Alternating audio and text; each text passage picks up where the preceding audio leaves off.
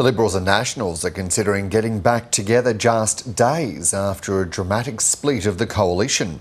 The Liberals have agreed in principle to the National Party's policy demands, but the saga may have threatened the future of Nationals leader David Littleproud.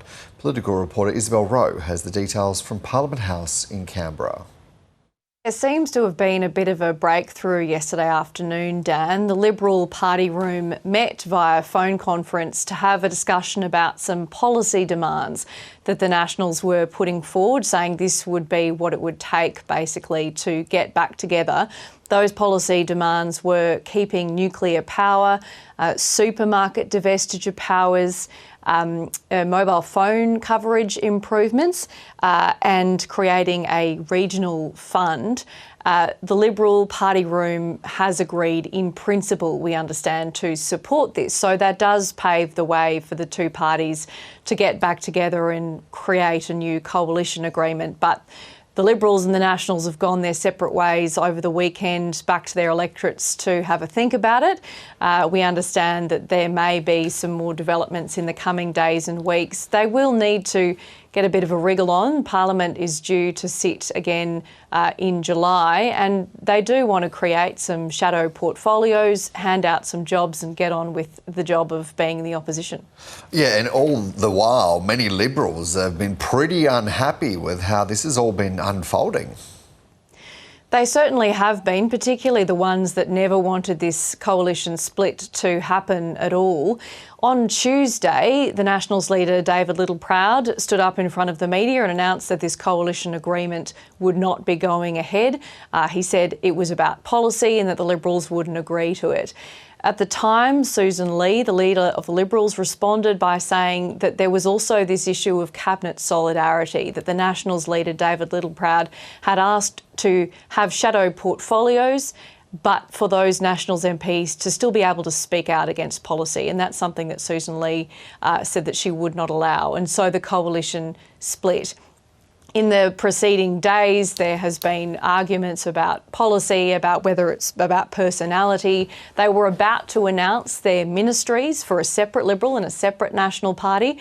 But in the background, there's been some backbenchers working to try and mend this rift, saying that they do need the parties to be together to form an effective opposition if they ever want to win government again. And so it seems like there has been enough of that backroom talks that there will be and there has been some progress. Meanwhile, Isabel, what's this week meant for Nationals leader David Littleproud? It's all seemed rather bruising. It potentially has been. There have been some really frustrated Nationals as well. Most of the Nationals party room voted for this split, but there were 4 people that we understand didn't. Among those who have been agitating, you could say, in the last day or so is Barnaby Joyce and Michael McCormack. They're 2 very high-profile National MPs. Barnaby Joyce told the ABC yesterday that he would back Michael McCormack if Michael McCormack were to run for leader.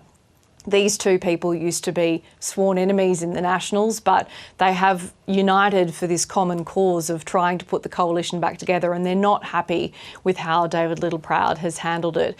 Michael McCormack then went on ABC radio in Canberra yesterday morning and uttered that famous phrase, "I'm ambitious for him," when asked about David Littleproud.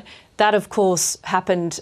Scott Morrison said that about Malcolm Turnbull about 2 days before he rolled him in 2018. Michael McCormack then came on afternoon briefing with me yesterday afternoon and said, "I'm not planning to roll David Littleproud anytime soon."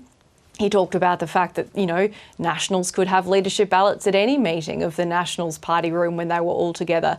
He didn't say he would challenge the leadership, but I would say he was unclear. He certainly didn't rule it out. And so who knows, perhaps we'll be talking about some sort of leadership spill in coming days, in coming weeks. Whether they have the numbers to actually do that remains to be seen.